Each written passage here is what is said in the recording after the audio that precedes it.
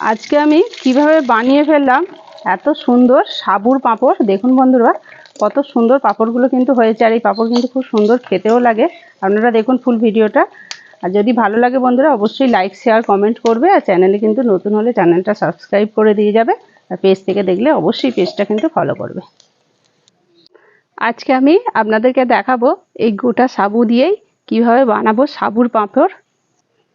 নমস্কার বন্ধুরা, রূপা রান্নাঘর উইথ ভিলেজ ফুডের তরফে আপনাদের সকলকে রইল অনেক অনেক স্বাগত।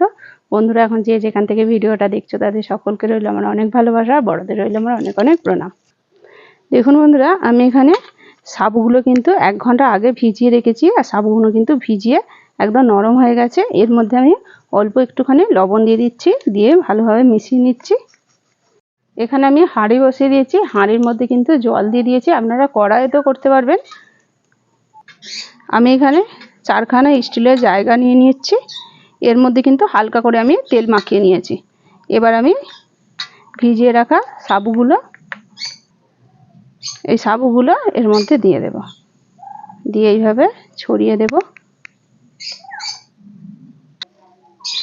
দেখুন আমি সাবুগুলো এই প্লেটের মধ্যে খুব সুন্দরভাবে চাড়িয়ে দিয়েছি। আপনারা চাইলে ছোট ছোট জায়গার মধ্যেও করতে পারেন। আমি এখানে স্টিলের এরকম প্লেটের মধ্যেই করছি। জলটা ফুটে গেছে, এরকম আমি একটা ঝাঁঝরি দিয়ে দিয়েছি। এবার এর মধ্যে আমি প্লেটগুলো সাজিয়ে দেব।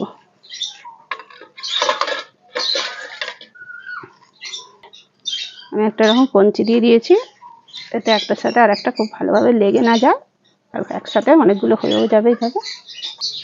4টে প্লেটই কিন্তু আমার ধরে গেছে একদম সুন্দরভাবে। দেখুন, এবার আমি চাপা দিয়ে হতে দেব। ঠিক যেভাবে পিঠে সিদ্ধ হয় সেইভাবেই এটা হবে। দেখুন বন্ধুরা, এইভাবে কিন্তু আমি একটা একটা করে সব প্লেটগুলো নামিয়ে নিচ্ছি। এবার আমি একটা থালা নিয়েছি, একটা আগে দিয়ে দিয়েছি, তেল মাখিয়ে নিয়েছি থালাটা কিন্তু একটু। এবার আমি এটাকে এইভাবে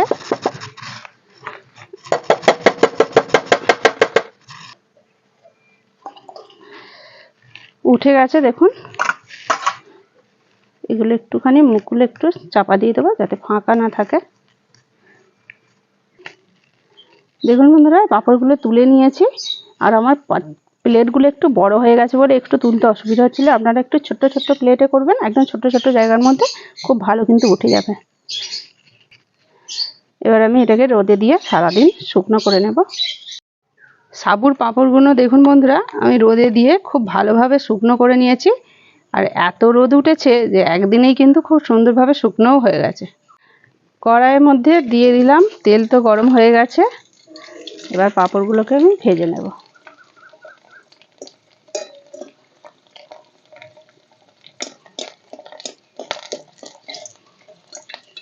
দেখুন বন্ধুরা, পাঁপড়গুলো কিন্তু ফুলে কত বড় হয়ে যাচ্ছে।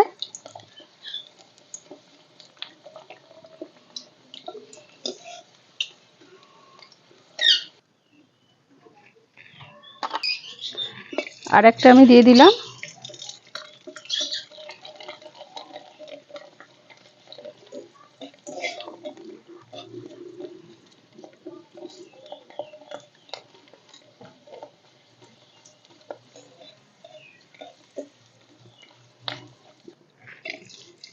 সব পাঁপড়গুলো এইভাবে কিন্তু আমি ভেজে নেব। আজকে আমি কিভাবে বানিয়ে ফেললাম এত সুন্দর সাবুর পাঁপড়। দেখুন বন্ধুরা, কত সুন্দর পাঁপড়গুলো কিন্তু হয়েছে। আর এই পাঁপড় কিন্তু খুব সুন্দর খেতেও লাগে। আপনারা দেখুন ফুল ভিডিওটা। আর যদি ভালো লাগে বন্ধুরা অবশ্যই লাইক শেয়ার কমেন্ট করবে। আর চ্যানেলে কিন্তু নতুন হলে চ্যানেলটা সাবস্ক্রাইব করে দিয়ে যাবে। আর পেজ থেকে দেখলে অবশ্যই পেজটা কিন্তু ফলো করবে। পাঁপড়গুলো কিন্তু খুবই সুন্দর হয়েছে দেখুন বন্ধুরা। আর কতটা মচমচে হয়েছে বুঝতে পারছেন। আপনারাও তাড়াতাড়ি বানিয়ে ফেলুন। খুবই টেস্টি সাবুর পাঁপড়।